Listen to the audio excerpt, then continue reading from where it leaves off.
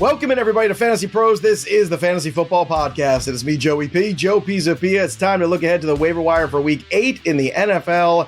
And who better to help me do that than my good friends, my patty cakes, Pat Fitzmaurice and DBro, Derek Brown, the King of Bros, help me find some players to help you continue on to fantasy football glory. Gentlemen, a Week 7 that's still going on. We got 2 Monday night games tonight, so still lots of matchups to be decided. But in the words of Bill Belichick, we're on to Cincinnati. We're on to Week 8. We're looking ahead already. Pat Fitzmaurice, how does it feel to have a Green Bay Packer kicker actually come through in the clutch? You feeling strong this morning? Feeling good. I'm just not used to having that happen, Joe. A clutch kick actually go through the uprights for the Green Bay Packers. And then it was funny kind of watching the 49ers Chiefs game a little later, and Anders Carlson, who missed a clutch field goal last year in the playoffs against the 49ers, kicks a 55-yarder for the 49ers and drills it right down the middle right off the bat. But he did miss an extra point later. So that was more the Anders Carlson I'm used to seeing. Yeah, kicker fun in Green Bay. Brandon McManus even did the Lambeau leap after his game-winning kick, which was fun. Well, we're not used to seeing Russell Wilson play quarterback this year. We saw it last night. And DBro, I kind of got a bone to pick with all this because as Chris Collinsworth in the second half was kind of, getting himself all oiled up over all of those jump balls that he kept throwing, that I felt like I could have easily seen 3 or 4 interceptions just as easily as some of those tipped balls and really close contested catches could easily have not gone his way. I know they came out with a victory, but all of a sudden this victory lapping about how great Russell Wilson is, I'm not so sure we were watching the same thing. Did things go right for them? 100%. They got the W, but did you see what I saw? Because what I saw is not what Chris Collinsworth was talking about. Can Justin Fields have gotten any of those catches? How many times do we see him throw perfectly accurate balls into the breadbasket and guys just drop it religiously when he was the starter? So I'm on the side of the fence that you are, Joey, which is also never Collinsworth. So yeah, I mean, come on. Are there any more predictable things than Collinsworth, like going crazy over a veteran quarterback? Come on. So I digress. Did you see the same thing, Fitz, where it was kind of struggle bus in the first, beginning a couple, and that's fine. You had some rust on you, whatever. But then in the second half, this evaluation of all of a sudden, everything was just, I understand it all worked out. But at the same time, every time he threw one of those balls and you saw them contested, you saw the corner right there. And sometimes they had the ball in their hand first before the receiver. All I kept thinking was, my God, how many almost picks are you going to throw? Yeah, it did look a little clunky at times. And we do have, we were watching one of the lesser wide receiver groups in the league go up against one of the better cornerback groups in the league. So that probably led to some of it. But I think that's just how the Pittsburgh passing game is going to work the rest of the season in fits and spurts more than steady production. So it's a good thing the Steelers have a tough defense. Yeah, a lot to break down here. And of course, hopefully you're watching us on Betting Pros too, where I went on my big diatribe about the Kansas City Chiefs being underdogs and Patrick Mahomes. So hopefully you bet them. And again, remember, when a team loses a Super Bowl, things don't go well for them the next year. Can you hear me now? Can you? All right, good. I just want to check in on it. All right, let's get to some of the waiver wire ads this week. Before we do, quick shout out here because we've got a winner of our Golden Toilet Trophy from our good friends over at Trophy Smack. This one we've been touting all last week. So the winner is S-Dad. S.Dad. Happy early Father's Day to you, S-Dad. Please get in touch with our customer support agents over at mailbag@fantasypros.com with your mailing address and proof of your subscription to the Fantasy Pros YouTube channel, and we're going to get that golden toilet to you right away. Again, S-Dad, congratulations. Now, one winner goes. We're flushing the golden toilet giveaway away. We've got one possibly even more hilarious and fantastic and insulting potentially to someone in your league. The Trophy Smack teeny tiny loser mini belt. It's a little tiny belt that you can wear or give to the loser in your league. And that is going to be a good time. You can wrap it up, give it to somebody there, a little present. And remember, Trophy Smack is the #1 destination for epic fantasy football trophies. And this chromed out mini belt screams loser in every single way. It literally has the word loser written all over it. So make sure your league's last place finisher gets this constant reminder of how pitiful and awful they are and why they should use my playbook and why they should have used Draft Wizard and all the tools of Fantasy Pros. If you want to enter to win, again, all you have to do is subscribe to the Fantasy Pros YouTube channel, drop your comment below, and subscribe and the teeny tiny loser mini belt can be yours. All right, one thing that can be yours, and you might not even realize it because it was dropped heartily last week, but now all of a sudden the waiver wire ad of the week is a guy that probably was on rosters this time last week. It's Jauan Jennings. Why? Because Brandon Ayuk is out. Deebo Samuel looks like he might have had one or two, extra trips to the buffet. I don't know. Like he's looking a little different to me this year. And then all of a sudden, Jauan Jennings, who was out this week with a hip issue, we're getting news, Pat, that he's going to play. We don't have any stats from this week because he was out, but Ricky Pearsall is in this mix. We'll talk about him later in the show. Jauan Jennings has proven with Purdy he can be productive. And certainly now we're going back to a scenario where targets have opened up for San Francisco. And certainly the pressure is kind of on this team right now. So what are your thoughts on Jauan Jennings this week and how aggressive people should be? He is 37% rostered right now if you look cumulatively over some different formats. I think he is the best ad for this week in the run-up to week 8 by a mile. Like no one is even close to this, especially in leagues where you have to start 3 wide receivers. And that would affect my bidding. Like in leagues where I have to start 3 receivers and maybe I'm weak somewhere, I might bid up to 25% of my budget for Jennings this week. But in a league where you only have to start 2 receivers, if you're already sitting there with, I don't know, Justin Jefferson and Mike Evans and Amari Cooper, you're probably not going to put a big bid on Jauan Jennings. But 49ers beat writer Matt Barrows tweeted last night, Sunday night, that Kyle Shanahan said he expects Jauan Jennings back this week. So he is back. He's going to be starting. Everyone remembers the big Jauan Jennings game we got in week 4 when the 49ers did not have Debo. Everyone was expecting a big Brandon Ayuk game that week, and instead Jennings had 11 catches, 175 yards, and 3 touchdowns. Jennings is just a good player. Like not only a good pass catcher, he's a fantastic blocker. The 49ers realized Jennings' value to the team, rewarded him with a 2-year, $15.4 million contract in the offseason. So, yeah, I'm all for an aggressive bid if you need wide receiver help this week.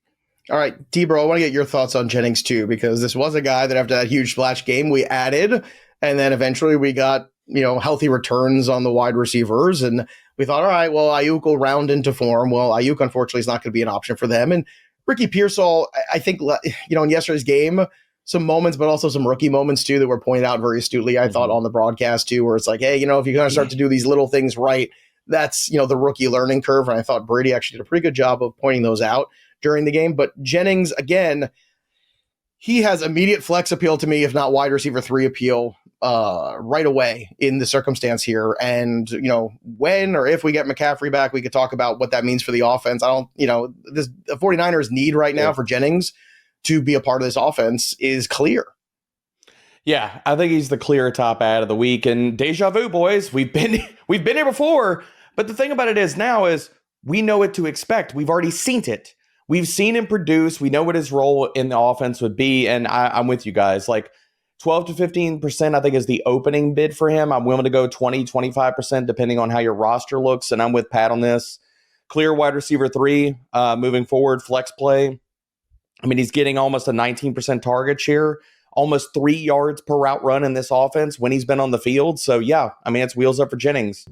All right, so wheels up for Jennings. We like that a whole lot. Obviously, again, it's funny. You're going to look at your leagues and you're going to see, this guy who was probably one of the more dropped players last week end up being one of the most added players this week. And that is how quick things can turn around the NFL. So always be careful about the moves that you're making. And remember, holding assets on good teams and good offensive ecosystems is typically a good practice. Another good practice, too, if you're enjoying the NFL season right now, is to bet touchdowns over on DraftKings Sportsbook, an official sports betting partner of the NFL. And if you're ready to place your first bet ever, try betting something simple, like a player to score a TD. It's a good time. You go to DraftKings Sportsbook app to make your pick. Score big with DK Sportsbook, the #1 place to bet touchdowns. Download the DraftKings Sportsbook app right now. Use that promo code FantasyPros, and new customers get $200 in bonus bets when you bet just $5 only on DraftKings. The crown is yours. Let's take a look at some running backs here through the week. DBro, let's start with Kimani Vidal, 23% rostered right now, a player that, we'll see what happens tonight with the Chargers. Maybe this is a player we talk about a little bit more. Gus Edwards hurt. Dobbins has kind of taken the lead in that backfield. And if you listen to the shows earlier this offseason, man, Andrew Erickson nailed that one. He was all over J.K. Dobbins as early as like mid-July. We were having those conversations, and he's been pretty good. But is Vidal one of these guys, too, just kind of like Algier last week, that if you have any concerns or if you already have this player, I know it's not quite Pat Fitzmaurice stuffing and cuffing season. I know we're not quite there yet, but maybe it's time to at least get some of these appetizers on the platter, and maybe Vidal is one of them. Oh, absolutely, man. I think people should be adding Vidal. Like, this is, again, what we've talked about in previous weeks. This is the Tyler Algier corollary, the Braylon Allen, the Roschon Johnson, the player that before your league is wise to adding them and they pop off with, like, say, you should be adding Vidal right now. Like, if he's still out there in your leagues, throw him onto the end of your bench right now as you're listening to this show if this is before kickoff. Because if he comes through with, like, he gets 40% of the snaps, he rips off a big run, he scores a touchdown versus the Cardinals, you're going to wish that you already had done this because, yes, it's the same thing. He is the clear and present backup to J.K. Dobbins. He's better than Gus Edwards. This is the best iteration of the Chargers' rushing attack moving forward with Dobbins and Vidal. And if anything happens to Dobbins, we're talking about Kimani Vidal in that low-end RB1, high-end RB2 phylum every single week moving forward. Phylum. Again, Pat, I'm so happy you got DBro that word of the day. I'm trying to learn nice and smart words from Pat. I mean, it's one of the great things about this week. Or every single week on the show. Phylum. I just kind of slowly write them down and then integrate them into my vocabulary from Pat. It's very impressive. Derek used to think of Thesaurus was just a dinosaur. Vidal, another player too, like a lot of rookies, Pat. We see nothing from them or very little from them in the first few weeks of the season.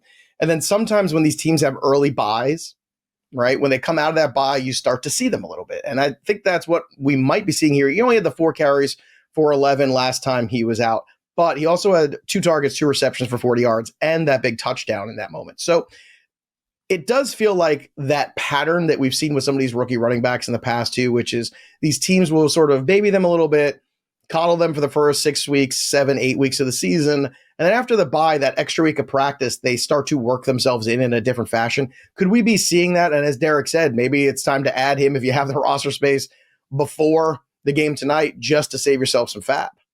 Yes. And the thing is, Kimani Vidal, like, he has credibility as a prospect. We liked him in the spring as one of our sort of sleeper running backs in this class. He is Troy University's all-time leading rusher. He had almost 2,800 rushing yards and 25 touchdowns over his final 2 college seasons. This guy, like, 4.46 speed, relative athletic score of 8.81, surprising power, and for a guy who's 5'7.5", 213 pounds, hard to knock off his feet because he is low. He's got that low center of gravity. I like Vidal a lot, and the thing is, he appeals to me more than someone like Roschon Johnson because this offense is so run heavy. They live and die with the running game, and he is an absolute lottery ticket behind a guy. Look, there's a chance you go out and get Kimani Vidal, and if J.K. Dobbins stays healthy all season, you'll have wasted your money. But if anything happens to J.K. Dobbins, a guy who, oh, by the way, has torn his Achilles and torn his ACL and other knee ligaments, anything happens to him, and all of a sudden you have a winning lottery ticket with Kimani Vidal. You've got a borderline RB1, RB2 type down the stretch. Yeah, that's a great point there. Speaking of Roschon Johnson, because you did just speak of him, he is still rostered in just 23% of leagues, Pat. I understand they were on a bye last week, but I expect that to go up. I do think he has value, especially in those deeper leagues you're in. If you're in a 14-team league, I think he absolutely should be rostered. But, Pat, should people also be speculating on him as well as the season continues to drag on? I'm less enthusiastic here, Joe. Okay. Just because, like, I'm less enthusiastic about the Bears running game, which has been good lately, but we saw the Bears struggle mightily to run the ball early in the season. Their offensive line is average at best. DeAndre Swift has played really well. They've put Khalil Herbert in cold storage, but maybe they possibly bring him out at some point. So Roschon, like, he's had 3 touchdowns in his last 3 games. And I think that's mostly the appeal here, but he's averaging 3 yards a carry. I just haven't seen enough juice to make me want to chase the talent here. It's more about the situation, and I'm not even sure I love the situation. I think he's just a handcuff, honestly. DBro, do you think Roschon's any more than just a handcuff? I think it's the same thing as we're talking about Vidal, but different circumstances. The only thing I would give for Roschon, though, I think people need to be adding him. I think it's the same kind of correlation we're talking about with Kimani Vidal. The thing I would say about Roschon, and I agree with Pat, like his tackle breaking metrics haven't been as good. It's not a wonderful thing, but I will say this about him. If anything were to happen to DeAndre Swift, he would be a bell cow. Who else is going to, like, we've already seen this team does not want to give touches to Khalil Herbert. Who else is on this roster that would even fight Roschon for work? So if DeAndre Swift were to go down, I don't even think it's a split backfield like we're talking about with Kimani Vidal, like, because if Gus Edwards comes back, he would factor into that. I mean, at least some. I think in Chicago, you would see Roschon Johnson clearly be a bell cow if anything happened to Swift. So I think he needs to be picked up and he needs to be rostered, but I'm with Pat on a lot of different points. And the schedule's also not great for him. I mean, looking at it down the stretch, I mean, weeks 12 through rest of the season, you get Minnesota, Detroit, San Francisco, Minnesota, Detroit again. Not great. So you would really be leaning on the volume heavily if anything happened to Swift.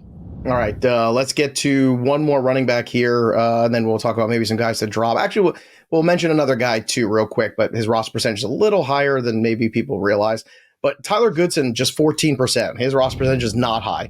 14 carries for 51 and a touchdown. Nothing in the receiving game for him. But Jonathan Taylor, again, you keep waiting and waiting. And this was my fear of Jonathan Taylor, which is why I struggled to put him in that top tier, round one kind of grouping. It's just the last couple of years have taught me this guy, unfortunately, his body is not holding up through the rigors of the NFL season for one reason or another. Goodson feels like a streamer. DBro, how aggressive are you on a streamer like Goodson potentially? I mean, obviously, if you have Taylor, more so. But if you don't and you need running back help this week with any buys, where do you go?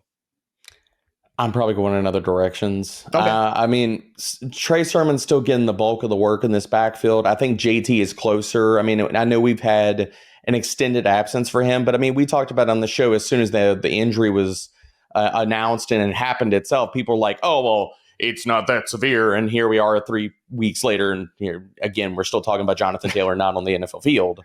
But again, that time has transpired. I think he's getting closer to coming back. So Goodson, I'm just willing to let him stay on the waiver wire.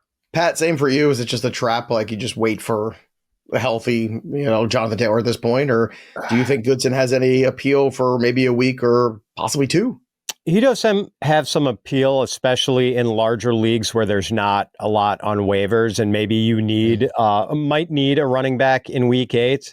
No buys this week, so maybe teams might not be as pinched for needing help to fill in with guys sitting out. But I do think Goodson is sort of flying by Trey Sermon as the backup. Like he looks much better than Trey Sermon. Yeah. And like I think by the time Taylor gets back, Goodson is going to be the new number 2 for the Colts. So I think he has some flex appeal this week if Jonathan Taylor misses another game, although the matchup against the Texans is not an easy one. All right. So good point there, too, is if he does move up to number 2, then he is certainly worth more to you who have Jonathan Taylor already. So keep that in mind. Another guy, too, Alexander Mattison, already rostered in well over 60% of leagues, but that means he's still available in about 40. So if he's out there still, 23 carries for 92 yards. Again, no touchdowns for him this week, but it's the Raiders, so you can't expect too much. But they're going to be run heavy, and Mattison just feels like another guy that probably should be picked up. I want to ask you another question, too, about dropping guys. I know he hasn't played yet today, but Justice Hill, Pat, is that a guy you're ready to drop back to the waiver wire in search of the Goodsons or in search of the Kimani Vidals? Yeah, I mean, maybe reluctantly so if I'm in a full point PPR league, but I do think, like he would need a Derrick Henry injury to become truly valuable. And even then, he is not going to be a full heavy duty running back. Like he's going to be splitting work with someone. So, yeah, I mean, like there's some low level PPR value there, but I'm not clinging tightly to Justice Hill. DBro, are you clinging to Dearness Johnson? I know a lot of people kind of speculate, picked him up. They're worried about ATN and, Bigsby's in that mix too. Jacksonville, exploded for some points in London in the second game. So saved the job, at least for now, of Doug Peterson. But what about Dearness Johnson? Is that a player you're dropping or a player you're holding?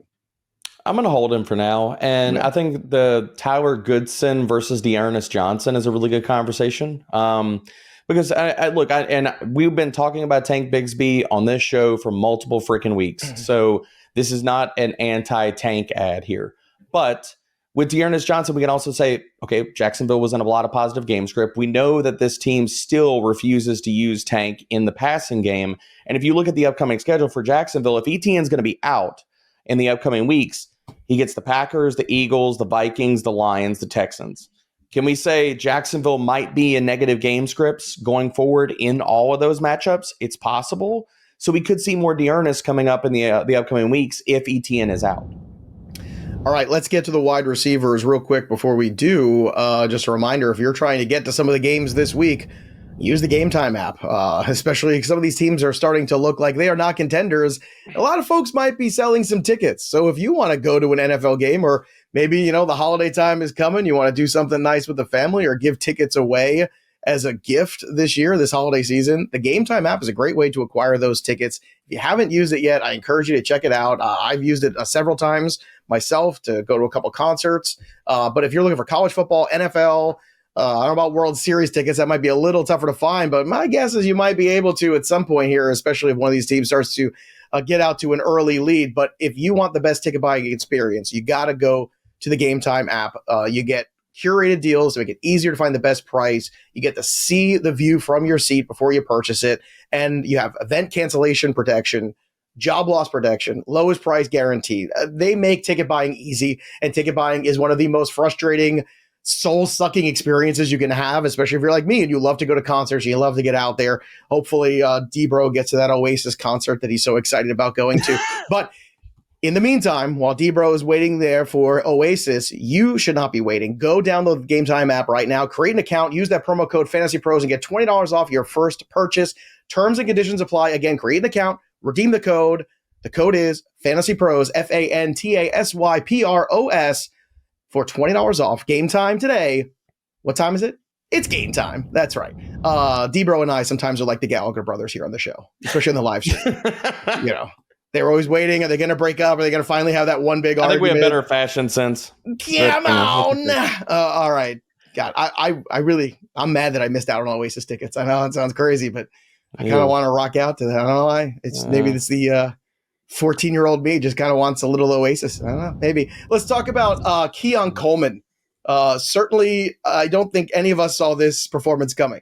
We were down on Keon Coleman last week.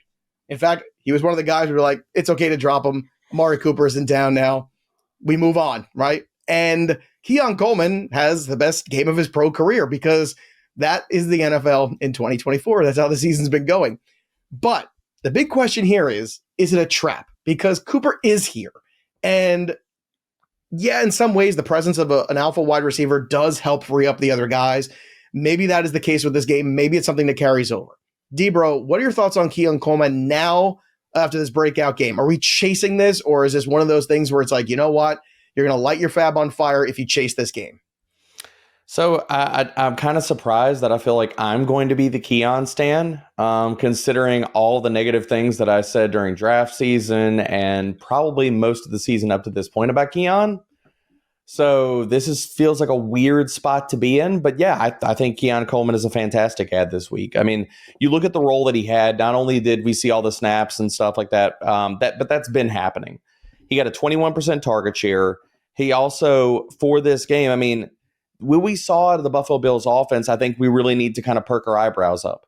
And for an offensive situation that has been so run heavy right now, this last week, Buffalo, it was 8th in neutral passing rate. And I don't think that can be dismissed with Amari Cooper arriving here. Oh, wow, we have better receiving weapons with Amari Cooper even playing a part-time role in this offense. And we saw that Buffalo just said, okay, we're just going to flip the script.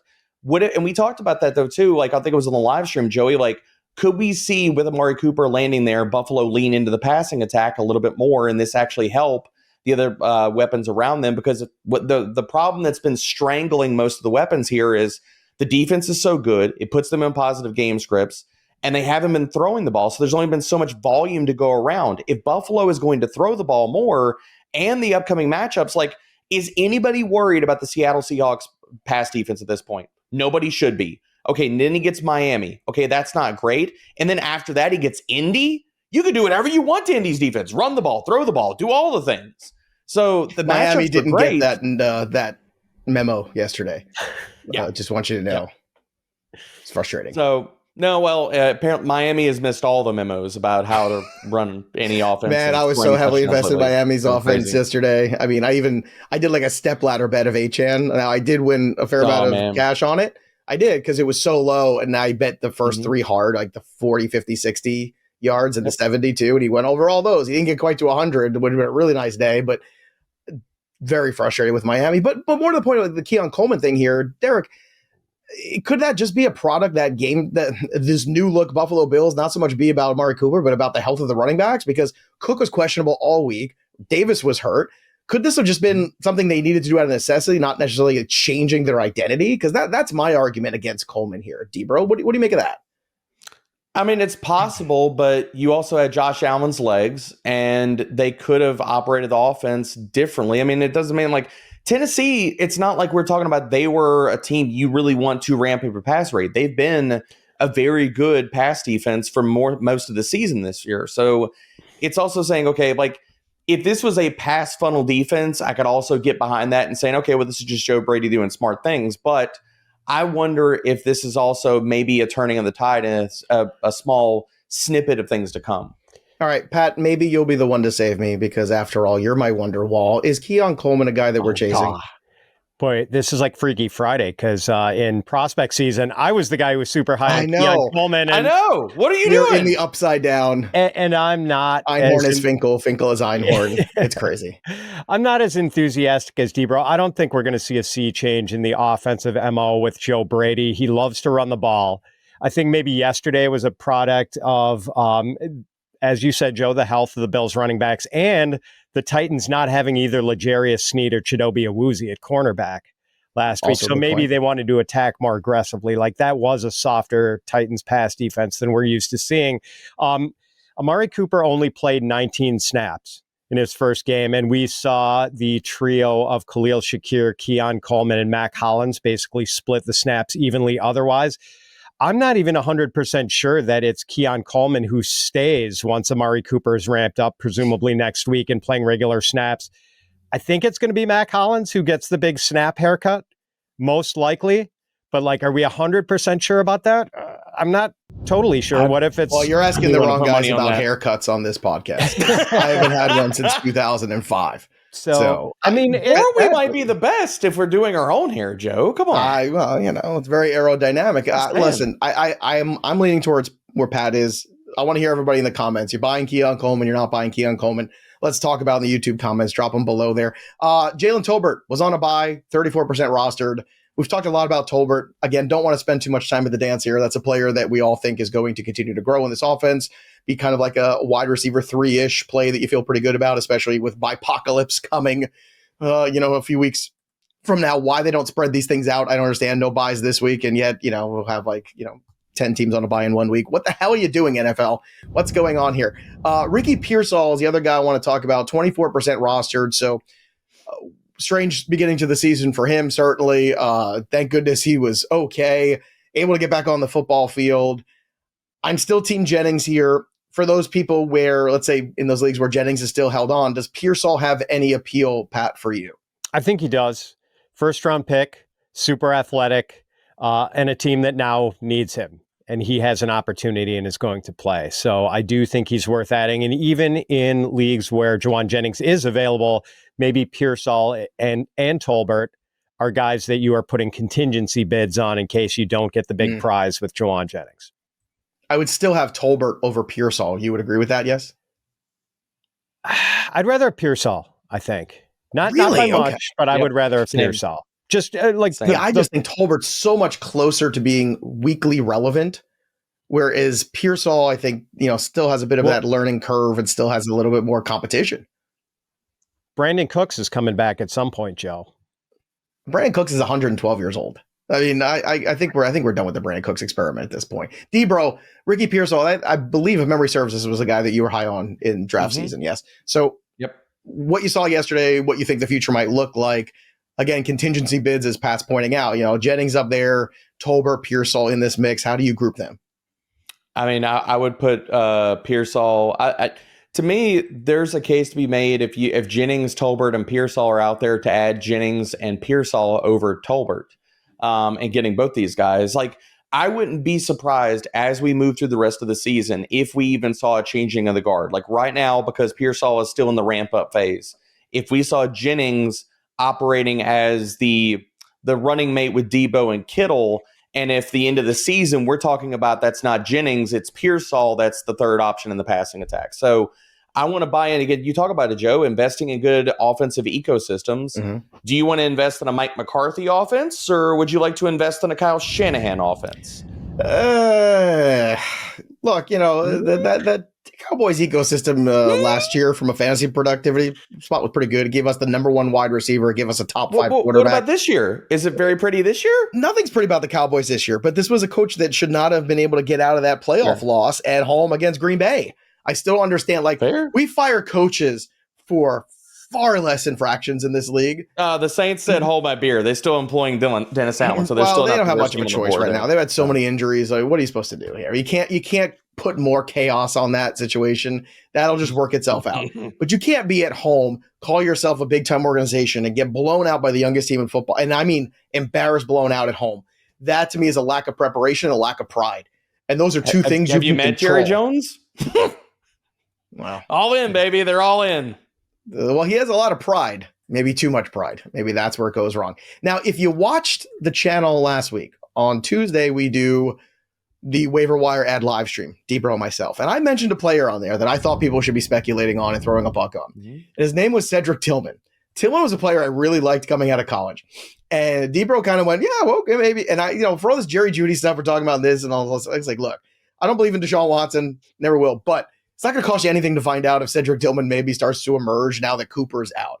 And I don't want to put too much stock, but with Winston now playing quarterback, because they're not going to get much Deshaun Watson, excuse me. Not going to get much Deshaun Jackson either, but no more Deshaun Watson for, I don't know, maybe ever. 8 for 81, 12 targets, DBro. Now, my wildest expectations, maybe it was like 4 for 40. I thought that would have been like, oh, look at Cedric Tillman start to do something. 8 for 81 at 12 targets. That made me stand up with attention. And I still think he won't even sniff 30% rostered when waivers run. Do you agree or disagree with that? Totally agree. I think you need to be investing 2 to 3% of your fab on him. I mean, there's a world we live in where we've seen who Jerry Jeudy is, and we know what to expect out of him. I mean, we still haven't seen Cedric Tillman fully unlocked and fully in a full-time role over multiple weeks with decent quarterback play. So I think that, I'm not against that. The biggest thing on Tillman that I thought was interesting, I mean, we could talk about, okay, the fact that he earned a 23% target share is, crazy. I mean, we need to raise our eyebrows. Like Jerry Jeudy and Elijah Moore weren't leading this team in targets. They weren't the number 2 option behind David Njoku. And so could that hold moving forward? I mean, we've seen enough bad out of Jerry Jeudy and Elijah Moore that's a possibility moving forward. So yeah, I mean, I think people need to be picking up Cedric Tillman. Good matchup this upcoming week against the Baltimore Ravens, whose secondary has been suspect the entire season. I don't think it's going to take a lot to get him. I think he's still a very unknown asset. But Pat, again, you watch a lot of college football. You know what I'm talking about. Tillman was a guy with some talent, and it was a matter of, okay, will he ever get the opportunity? And I remember in Dynasty Leagues going, it just looks like maybe the Browns just aren't as high on him, or he can't kind of crack through, especially when they had Elijah Moore and then Jeudy. I'm thinking, okay, maybe Tillman's done. Seemed like some signs of life from Tillman last week. Do you want to go and add him and, stuff about the back of some benches, especially in some of those 14-teamers? Yes, Joe. I'm very intrigued. And receivers who come out of the University of Tennessee are always kind of tough evaluations because that is a really gimmicky but effective offense that Josh Heupel runs down there in Knoxville. But still, Tillman, like when you look at this guy, he's 6'3". I mean, I don't want to compare him to DK Metcalf physically because Metcalf is a complete alien, but like Tillman is a big, imposing specimen too. And if now we get Jameis Winston at quarterback, and we know Jameis Winston is not shy about forcing the ball downfield, it's going to lead to some interceptions. Heaven knows he will throw the INTs, but he's also going to get some passing yardage. And I could see Jameis very aggressively targeting a 6'3" receiver who to him might look a lot like Mike Evans looked to him back in the day when he was slinging it around for the Tampa Bay Buccaneers. So, I think Tillman is absolutely worth adding. The other thing is, it's not out of the question the Browns deal off Jerry Jeudy. This is a rebuilding year for them. I think we know that Elijah Moore isn't going to be a superstar at this point. Tillman is the guy they have to play and find out what they have on their hands exactly. So Tillman's going to have opportunities.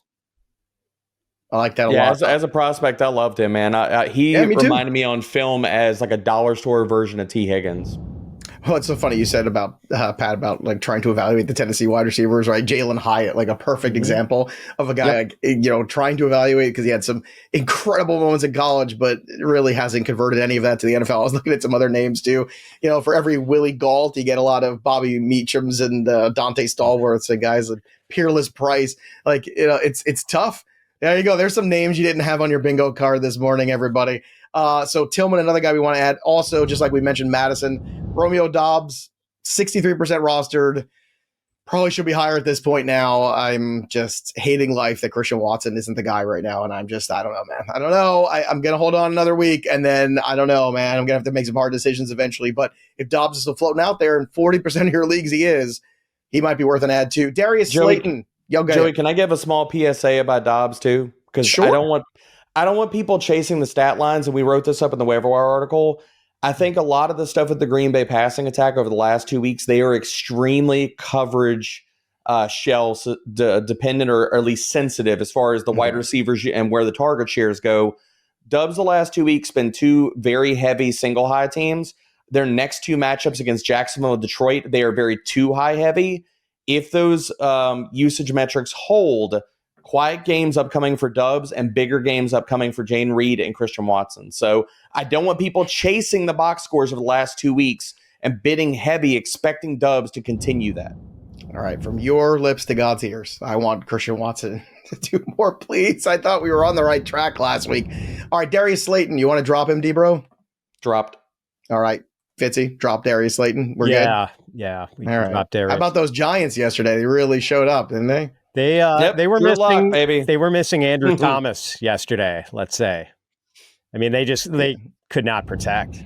What about Bub? What about our boy Bub Means? He was kind of a streamer for some people who were waiting for Olave news, or just Shaheed at the last minute. When you had the injury news, you just scrambled to pick somebody up. Is he droppable, Pat, or you want to hold on to him for another week? Yeah, the Saints are going to have a very low-octane passing game. Chris Olave is the only piece I want. And that's Gerard Means to you, sir. Sorry about Gerard Bub Means. How do you get a nickname like Bub? Listen here, Bub. I think that's how you get it. All right, let's get to some streamers here for week 8 in the NFL. I can't believe we're here already. DBro, let's start at the quarterback position. Maybe we get this guy back from Miami, but is it ever going to matter? Oh, my God, Miami, you can't beat the Colts? You can't put a point on the Colts? I'm not over it yet. It's still too soon. Anyway, Tua. It's so funny. People have griped and complained and talked about how overrated he is, but they're going to sing all of his praises when he comes back because Tyreek Hill and Jalen Waddle are going to take flight again. Yes, if Tua is back this week, which is what we're all projecting, you need to be streaming him against the Arizona Cardinals. We know their pass defense is not good. Tua right now is only at 45% rostered, so if he's out there and you're dealing with quarterback problems, you need to look at him this week. Fitzy, give me a QB to stream this week. How about Bo Nix as a sneaky streamer against the Carolina Panthers, whose defense is completely falling apart? 4 touchdown passes for Nix in his last 3 games, 255 rushing yards and 3 touchdown runs on the season. He is the sneaky Konami code quarterback of 2024. In his last 2 games, Nix has had 61 and 75 rushing yards. New Daniel Jones 2.0, some have called him. Oh, God, no. Let's talk about tight ends because I can't talk anymore about Bo Nix. Give me a tight end to stream, Fitzy, for week 8. Hunter Henry. Drake May, the rookie, is hyper targeting Hunter Henry right now. I think his target share is at 25% over the last 2 weeks. The 2 Drake May starts, Henry 3 catches for 41 yards and a touchdown, 8 catches for 92 yards yesterday. So Hunter Henry is my guy this week against the Jets. You don't want to attack the Jets cornerback, so I could see Drake May. Unless you're Russell Wilson. Yeah, I guess so. I could see Drake May heavily targeting Hunter Henry this week. It's funny because as soon as May was announced, I picked up Henry wherever I, could, because those rookie quarterbacks, typically speaking, they're going to look for the easier outlet passes to the tight ends, and that usually bears fruit. What tight end could bear fruit for us this week, DBro, in week 8? I think it's Colby Parkinson going against the Minnesota Vikings. They've quietly given up the 9th most fantasy points per game to opposing tight ends. Jordan Whittington is hurt. We didn't know that news as of kickoff, so thanks Sean McVay yesterday. But if he's also hurt, Kupp is back, Parkinson could be the number 2 in the passing attack this week. All right, let's talk about defense, DBro. Who's streamable in week 8? Pick whoever is playing the New Orleans Saints, and look at that. It happens to be the Los Angeles Chargers this week, so pick them up and stream them. Yeah, it certainly does seem to be that. Boy, oh boy. Poor New Orleans Saints, man. It started off so good, Derek. So good. I am here. I am so here for it because it means they're going to rip it down and start over. And this is the only thing that can cleanse this horrible dumpster is fire right now. So I'm with it. Wow. Okay. Seriously. A little fire and brimstone here. Fitzy, give me a defense to stream this week. Look, DBro's Chargers are the ad of the week, not just because they have the matchup against the Saints, but their next 3 matchups, the Saints, the Browns, and Mr. Interception, Jameis Winston, and the Tennessee Titans. So I would I'd be willing to bid like $3 to $5 on the Chargers and not have to bother streaming the next couple of weeks. But if you're not in luck, money is tight, and you can't afford the Chargers, go for the Packers against the Jaguars. Not just a homer call here. I mean, the Packers forced 17 turnovers, led the league over the first 6 weeks. Didn't get one against C.J. Stroud, but they did sack Stroud 4 times and held him to under 100 passing yards last week. All right. So there you have it, everybody. Kickers, Fitzy.